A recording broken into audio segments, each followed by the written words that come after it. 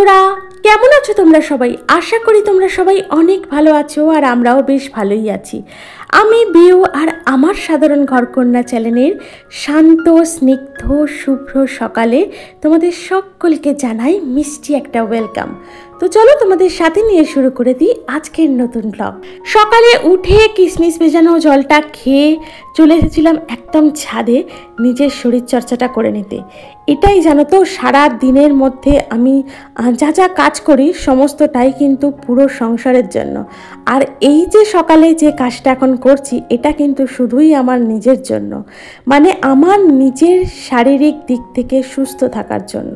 তো আমাদের প্রত্যেকের উচিত সকালে উঠে কিছু না কিছু ব্যায়াম বলো বা একটু হাঁটাচলা বলো, মানে অনেকে তো আছে একটু ব্যায়াম করে সকালে উঠে, আবার অনেকে আছে এই ব্যায়ামটা না করে একটু কোথাও থেকে হেঁটে আসে বা একটু পার্কে গিয়ে বা কোনো মাঠে গিয়ে একটু হাঁটাচলা করে।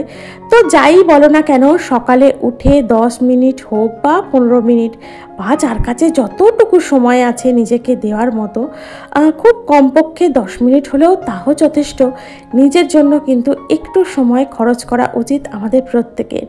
তাহলে কিন্তু আমাদের প্রতিদিন শরীর কিন্তু অনেক সুস্থ থাকবে।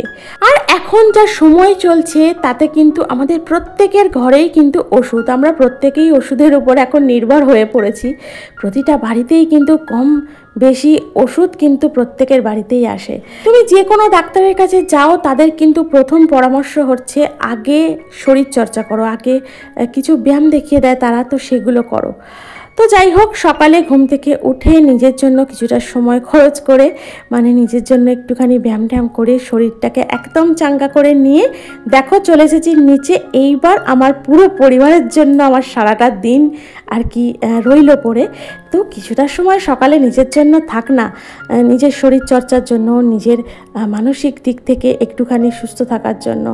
কি জানো তো, মানে শরীরচর্চা যদি আমি নাও করি, ব্যায়াম যদি নাও করি, বসে বসে যদি একটুখানি ব্রিদিং এক্সারসাইজ বা যদি একটু মেডিটেশন করি, তাহলেও কিন্তু অনেকটা মানে মানসিক দিক থেকে শান্তি পাওয়া যায়, সুস্থ থাকা যায়।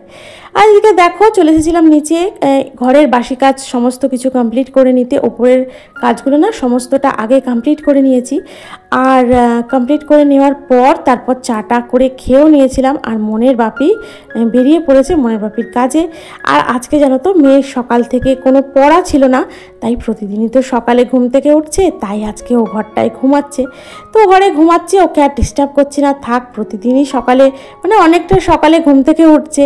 তো এখন যেহেতু স্কুল নেই, পড়া তো অবশ্যই শুরু হয়ে গেছে। এখন মাধ্যমিক বলো বা উচ্চ মাধ্যমিক বলো দেওয়ার পর কিন্তু কোনো স্যার বা ম্যাডাম কিন্তু ওই সময় নষ্ট করে না, তারা কিন্তু পরবর্তী ক্লাসের জন্য পড়াশোনা শুরু করে দেয়। তো মেয়েরও যথারীতি পড়াশোনা সমস্ত কিছু শুরু হয়ে গেছে, তো স্কুলটাই যাই নেই। তো যাই হোক, এখন একটুখানি ঘুমাচ্ছে, ঘুমিয়ে নিক। তারপর যখন কিছুদিন পর আবার স্কুল শুরু হয়ে যাবে, তার পাশাপাশি পড়াশোনাগুলোও থাকবে, তখন কিন্তু ওর পক্ষে অনেকটাই চাপ হয়ে যাবে। তো সেই কারণে এখন আর ডিস্টার্ব করছি না। মনের বাপি তো তখন থেকে বলছে কি গো, মেয়েটা ঘুম থেকে উঠলো না। বললাম থাক, কিছুটা ঘুমিয়ে নিক, আবার তো যখন স্কুল খুলে যাবে আবার পড়াশোনা, স্কুল সমস্ত কিছু নিয়ে অনেকটা চাপ হয়ে যাবে ওর। তো সেই কারণে ও ঘরে ঘুমাচ্ছে, ঘুমাক, আমি এদিকে কাজগুলো সমস্তটা একের পর এক সেরে নিচ্ছি। এদিকে দেখো বাসি বিছানাটাও গোছানো হয়ে গিয়েছিল, তারপর এখন ঝাড় দিয়ে নিচ্ছি ঘরদোরগুলো। আর এখন একবার ঝাড় তো দিচ্ছি, কিন্তু আবার সমস্ত রান্নাবান্না শেষ করার পর কিন্তু আর একবার ঝাড় দিতে হয়। আর এদিকে দেখো লুচিরানি আমি যতক্ষণ এই ঘরে কাজ করছি ততক্ষণ কিন্তু কুই কুই করে ডেকেই যাচ্ছে। ও ভাবছে না মন আছে জানো তো, কিন্তু মন তো নেই, মন তো ঘুমাচ্ছে, কিন্তু সেটা তো আর ও বুঝতে পারছে না। ওকে জানলায় বেঁধে দিয়েছে আর ও সমানে আমাকে নড়াচড়া করতে দেখছে ঘরে, আর সমানে কিন্তু কুই কুই করে ডেকেই যাচ্ছে, আবার আস্তে আস্তে ডাকছে, একবার জোরে জোরে ডাকছে। ভাবছে বোধহয় মন গিয়ে ওকে আদর করবে বা ওখান থেকে ওকে নিয়ে আসবে। ওই জন্যই না ছোট দিয়ে ওকে জানলার মধ্যে বেঁধে দেয়, যাতে ও দুটো ঘরের মানুষজন দেখতে পায় আর চুপচাপ থাকে। একদম মানে কি বলবো, মানে এতটা পরিমাণে মানুষ ঘেঁষা আর এতটা পরিমাণে আমাদের ভালোবাসে, বিশেষত আমার মেয়েকে। যতটা মন ওকে ভালোবাসে ঠিক ততটাই কিন্তু লুচি আমার মেয়েটাকে অতটা পরিমাণ ভালোবাসে। মানে ওকে যদি না দেখতে পায়, মানে 14 বার এসে জানলার দিকে তাকাবে, ডাকবে, মানে কত রকম মানে কথা বলবে। ও যদি কথা বলতে পারতো না জানি কত কিছু বলতো। আর এদিকে দেখো আমার সমস্ত ঘরদোর মানে বাসি ঘরদোর ঝাড় দেওয়া কমপ্লিট। আর এই যে আমি যে বলি সব সময় বাসি ধুলো ঘরে কোনো সময় জমিয়ে রাখতে নেই, সেটাকে সব সময় ঘর থেকে আগে বাইরে বার করে দিতে হয়। আর বাসি ঘর মোছা জল সেটাকেও কিন্তু ঘরের আশেপাশে কোথাও ছড়াতে নেই বা ফেলতে নেই, সেটাকেও কিন্তু বাইরে ফেললেই ভালো। কিন্তু সেই মুহূর্ত যদি সময় না থাকে তাহলে কিন্তু ওই ড্রেনে ফেলে দেওয়াই উচিত, যেটা দিয়ে সেই জলটা বয়ে একদম রাস্তায় চলে যাবে বা বাইরে চলে যাবে। তো এদিকে দেখো ঘরদোর মোছা হয়ে গেছিলো, সমস্ত বাসি কাজ কমপ্লিট করে নিয়ে চলে এসেছি রান্নাঘরে। এইবার শুরু হলো রান্নার তোড়জোড়, মানে এই যে ধাপে ধাপে কাজ যেটা বলি, বাসি কাজটা কমপ্লিট হয়েছে। আর তার আগেও কিন্তু করে নিয়েছিলাম, মানে একদম ঘরের বাইরের যে বাসি কাজটা থাকে, মানে চারিদিকে ঝাড় দেওয়া, জল দেওয়া, বাসি দুয়ার ধুয়ে দেওয়া, তো সেই সমস্ত কাজগুলোও কিন্তু আগে হয়ে গেছে। তো তারপর করে নিয়েছিলাম ঘরের সমস্ত বাসি কাজ। আর তারপর এখন দেখো চলে এসেছি রুটিটা করে নিতে, যেহেতু আমাদের জলখাবারে প্রতিদিনই প্রায় রুটি হয়। কোনো কোনো দিন হয়তো মনের বাপি বললো আজকে ছাতু মুড়ি খাবো, তো খায়, আর নয়তো আমার যদি কোনো কাজ থাকে তাহলে কিন্তু ওই ছাতু মুড়ি করি। আর এদিকে দেখো টিফিন খাওয়ার পর যে কটা বাসনপত্র পড়েছিল ভালো করে মাজা ধোয়া করে নিয়ে চলে গিয়েছিলাম স্নানে। তো স্নান টান সেরে যে কটা জামা কাপড় ছিল সে কটা কেচে ধুয়ে নিয়েছি আর কি। তো সেগুলোকেই আর কি ছাদে মেলে দিচ্ছি। তো বেশিক্ষণ তো সময় লাগবে না, এখন যা রোদের ঘটা, মানে ওই আধ ঘন্টার মধ্যে বা 1 ঘন্টার মধ্যেই কিন্তু বেশ ভালো করে শুকিয়ে যাবে জানো তো। আর এদিকে দেখো স্নান টান সেরে চলে এসেছি নিচে করে নিতে একটা ছোট্ট স্কিন কেয়ার। তোমরা তো প্রত্যেকেই এতদিনে জেনে গেছো যে আমার স্কিন কেয়ার কিন্তু খুবই ছোট, নয় ময়শ্চারাইজার ইউজ করি, নয় হয়তো একটু সানস্ক্রিন ইউজ করি। তো ওয়েদার হিসাবে জানো তো, যেদিনকে না খুব বৃষ্টি পড়ে, মানে মেঘলা হয়তো ওয়েদার হয়ে আছে, বৃষ্টি না পড়লেও সেদিনে দেখি না স্কিনটা কেমন জানি একটা টান মতো লাগছে, যেন মনে হচ্ছে ময়শ্চারাইজারের একটা ঘাটতি হচ্ছে স্কিনের মধ্যে। তো তখন কিন্তু ময়শ্চারাইজার আর সানস্ক্রিন কিন্তু দুটোকেই অ্যাপ্লাই করতে হয়, নাহলে কিন্তু শুধু যদি মানে সানস্ক্রিন ইউজ করি তাহলে কিন্তু স্কিনটা আরও মানে আর কি টান ধরে। আর আজকে যেহেতু রোদ্দুর উঠেছে, যেহেতু একটুখানি গরম মতো লাগছে, তাই স্নানের পর আর ময়শ্চারাইজার ইউজ করলাম না, একদম ওই সানস্ক্রিনটা ইউজ করে নিলাম। যেহেতু রান্না করবো এখনও, তো উনুনের মানে রান্নাঘরে গেলেও যেন তো আমাদের প্রত্যেকের কিন্তু সানস্ক্রিন ব্যবহার করা উচিত। ঘরে থাকলেও উচিত অল্প বিস্তর সানস্ক্রিন ইউজ করা, আর ঘরের বাইরে গেলে তো একদমই মাস্ট যাকে বলে সানস্ক্রিন ইউজ করা। আর এদিকে আমার স্কিন কেয়ার করা কমপ্লিট হয়ে গেছে, আর চলে এসেছি পুজো করে নিতে। কি জানো তো, অনেক দিন পর, মানে অনেক দিনই মনে হচ্ছে 3-4 দিন পুজো করিনি, কিন্তু এটাকেই মনে হচ্ছে জানো তো বেশ অনেক দিন হয়ে গেছে পুজো আচ্ছা করিনি।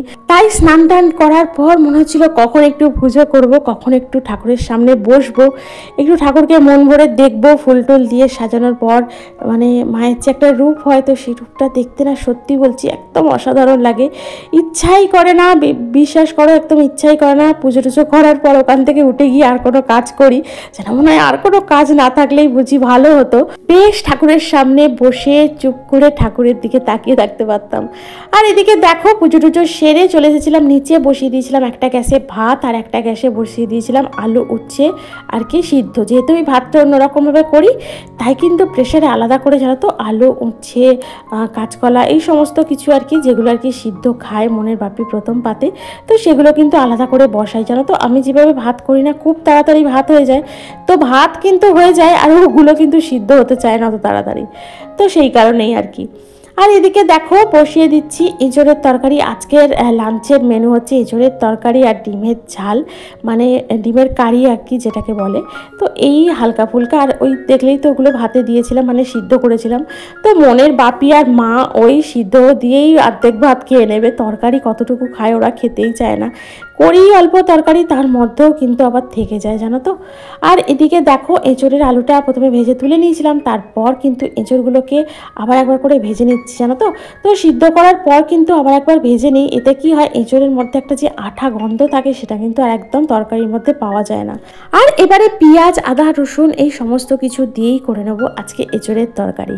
তো এভাবেই সংসারের কাজকর্ম করতে করতে, তোমাদের সাথে গল্প করতে করতেই তোমাদেরকে শেয়ার করব আজকে কিছু টিপস, মানে সন্ধ্যাকালীন কিছু টিপস, যেগুলো আর কি আমাদের করা উচিত, কোন কোন কাজ আমাদের করা উচিত নয়, তো সেগুলোই তোমাদের সাথে আজকে আমি একটু শেয়ার করব।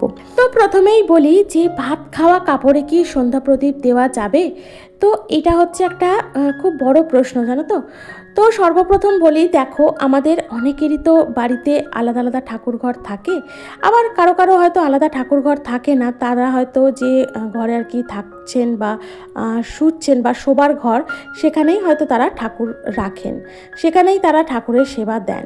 তো প্রথম কথা হচ্ছে, যাদের আলাদা ঠাকুর ঘর আছে তাদের কথা বলছি, আর যাদের নেই তাদের তো কিছু করারই নেই। তাদের স্বয়ং ভগবান, স্বয়ং ঈশ্বর তাদের দেখতে পাচ্ছেন যে তাদের আলাদা কোনো জায়গা নেই ঠাকুর ঘরের, তারা তাদের সাথেই ঠাকুরের সেবা দেন, তাদের সাথেই ঠাকুরকে রাখেন। তো যাদের ঠাকুর ঘর আছে তারা কিন্তু ভাত খাওয়া কাপড়, মানে ওই দুপুরে যে কাপড়টা পরে আমরা যে ভাত খাই, সেই কাপড় পরে কিন্তু ঠাকুর ঘরে যেতে নেই। মানে সন্ধ্যা প্রদীপ দেখানো তো অনেক দূরের কথা, ভাত খাওয়া কাপড় পরে কিন্তু ঠাকুর ঘরেই যেতে নেই। আর যাদের একটাই ঘর, যারা সেখানেই ঠাকুরের সেবা দেন, সেখানে রাখেন, তাদের তো কিছু করার নেই, কারণ স্বয়ং ঈশ্বর, স্বয়ং ভগবান তাদের দেখতে পাচ্ছেন, তাদের কিছু করার নেই। আর আলাদা ঠাকুর ঘর যাদের আছে তাদের কিন্তু ভাত খাওয়া কাপড়ে ঠাকুর ঘরে প্রবেশ করতে নেই।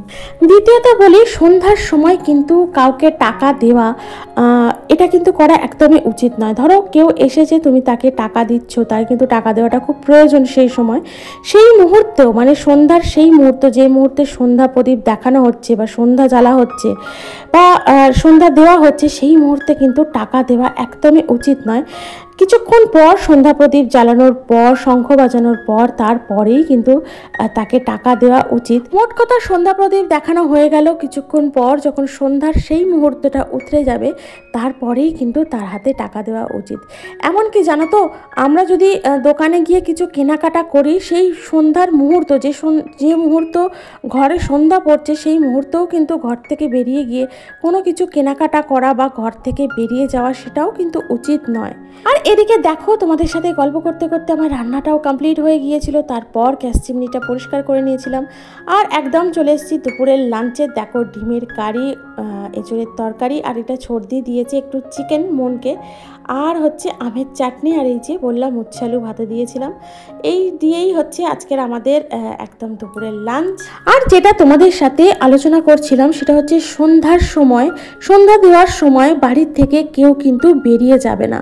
সন্ধ্যা জ্বালা হয়ে গেলে তারপর কিন্তু বাড়ির থেকে বেরোবে, নয়তো সন্ধ্যা জ্বালার আগে বেরিয়ে যাবে, নয় সন্ধ্যা জ্বালার পরে বেরোবে। সন্ধ্যা জ্বালা হচ্ছে সেই সময় বা সন্ধ্যা দেওয়া হচ্ছে সেই সময়, সেই মুহূর্তে কিন্তু ঘর থেকে বেরোনো উচিত নয়।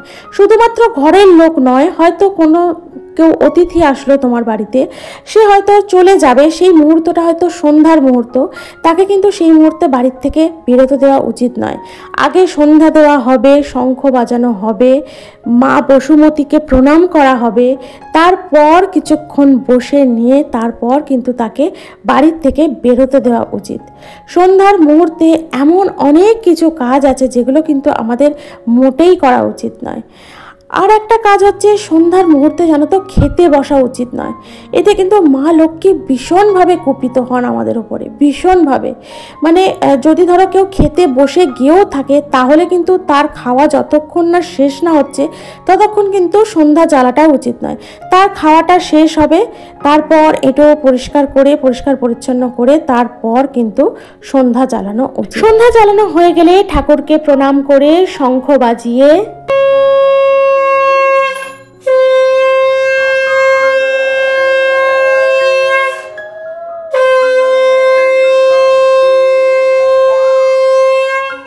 বসুমাতাকে প্রণাম করে কিছুক্ষণ বসে একটু ঠাকুরের মানে নাম, তুমি যে ঠাকুরকে আর কি ভালোবাসো, সেই ঠাকুরের নাম একটু মনে মনে উচ্চারণ করে বসুমাতাকে প্রণাম করে ঠাকুরের উদ্দেশ্যে নিজের সমস্ত কিছু অর্পণ করে কিছুক্ষণ, মানে খুব বেশিক্ষণ নয়, 5 থেকে 10 মিনিট হলেই যথেষ্ট, বসে গিয়ে তারপর কিন্তু সমস্ত কাজ করা উচিত। মানে সন্ধ্যার মুহূর্তে কিন্তু আমাদের সকলকে ঈশ্বরের সামনে, মানে ঠাকুরের সামনে আমাদের সকলের কিন্তু উপস্থিত থাকা কিন্তু খুবই জরুরি। হয়তো আমরা কাজের ক্ষেত্রে থাকতে পারি না, তবে যে সন্ধ্যা জ্বালছে তার সেই সন্ধ্যা জ্বালার মুহূর্তটা কিন্তু আমাদের এই কাজগুলো যদি আমরা করি, তাহলে কিন্তু আমাদের সংসারেরই মঙ্গল হবে। একমাত্র দুগ্ধজাত শিশু ছাড়া কারোরই কিন্তু কিছু সন্ধ্যার মুহূর্তে খাওয়া উচিত নয়। সন্ধ্যাটা কিছুক্ষণ পেরিয়ে যাওয়ার পর কিন্তু খাওয়া উচিত। আর আমিও দেখো ঠিক তাই করেছি, সন্ধ্যার কিছু মুহূর্ত পেরিয়ে যাওয়ার পর কিন্তু করে নিয়েছিলাম চা আর খেয়ে নিয়েছিলাম একটু মুড়ি মাখা। মানে মুড়িটাকেই একটু মেখেছি, একটু আলু দিয়ে একটু ঝুড়ি ভাজা এই সমস্ত কিছু দিয়ে একটু মেখে নিয়েছি। তো এটাই হচ্ছে আজকের আমাদের সন্ধ্যার টিফিন। আর এই তো দেখো সন্ধ্যার টিফিন খেয়ে নেওয়ার পর তোমাদের সাথে দেখা হচ্ছে আবার রাতের ডিনারের টেবিলে। মানে আজকে রাতের ওই তরকারি কিছু করিনি জানো তো, দুপুরের সমস্ত কিছু ছিল, ডিমের কারিও ছিল। তো এই দিয়েই আজকে হয়ে যাবে রাতের ডিনার। আর এদিকে দেখো মনের বাপিকে বেছে বেছে রুটি দিচ্ছি, কারণ তোমাদের তো বলি যে ও রুটিতে এই যে দাগ না থাকলে কিন্তু রুটি মোটে খেতে চাই না। মানে ভালোভাবে রুটিটা সেঁকা হবে, দেখবে যে কোন রুটিটায় ভালোভাবে সেঁকা হয়েছে, যে রুটিটা বেশি বেশি দাগ আছে তো সেই রুটিটা খাবে জানো তো। তো এই জন্যই ওকে আর কি একটু বেছে গুছিয়ে খেতে দিতে হয়, বিশেষত রুটিটা। তো যাই হোক ওকেও খেতে দিয়ে দিয়েছি। আর এদিকে দেখো মনকেও খেতে দিয়ে দিচ্ছি। আর মনও খাচ্ছে আর কি ডিম কারি দিয়ে রুটি। তো ও দুপুরবেলার দিকে না ডিম কারিটা খেলো না, ছোট দিয়ে চিকেন দিয়েছিল, তো ওই চিকেন দিয়েই ভাতটা খেয়ে নিয়েছে, ডিম কারিটার খায়নি, বললো রেখে দাও আমি রাতে রুটি দিয়ে খাবো। তো ঠিক আছে রেখে দিয়েছিলাম, তো সেটাই আর কি রাতে রুটি দিয়ে আজকে হয়ে যাচ্ছে। তো যেটা তোমাদের বলছিলাম কি জানো তো, সংসারের মঙ্গলের জন্য এই ছোট্ট ছোট্ট নিয়মগুলো যদি আমরা মেনে চলি, এই ছোট্ট ছোট্ট নিয়মগুলো যদি মেনে চলা হয়, তাহলে সংসার তো বটেই, আমরা নিজেরাও কিন্তু ভালো থাকবো। আর আমরা নিজেরা যদি ভালো থাকি তাহলে কিন্তু আমাদের চারপাশের মানুষগুলোকেও ভালো রাখতে পারবো। আর সর্বোপরি আমরা তো সাংসারিক মানুষ, আমরা সবসময় চেষ্টা করি কিসে আমাদের সংসারের মঙ্গল হবে। আর আমাদের সংসারের মঙ্গল কিন্তু আমাদের প্রতিদিনের কাজকর্মের মধ্যেই লুকিয়ে থাকে। তো কি জানো তো, সন্ধ্যার সময় আর ব্রহ্ম মুহূর্ত, এই দুটো মুহূর্ত কিন্তু অনেক শুভ সময় আমাদের জীবনে। তো চলো আজকে ভিডিওটা এখানেই রাখলাম। তোমাদের যদি ভালো লেগে থাকে অবশ্যই একটা লাইক করো, কমেন্ট করো, আমার চ্যানেলটিকে সাবস্ক্রাইব করে আমার পাশে থেকো। দেখা হচ্ছে পরবর্তী ভিডিওতে। টাটা।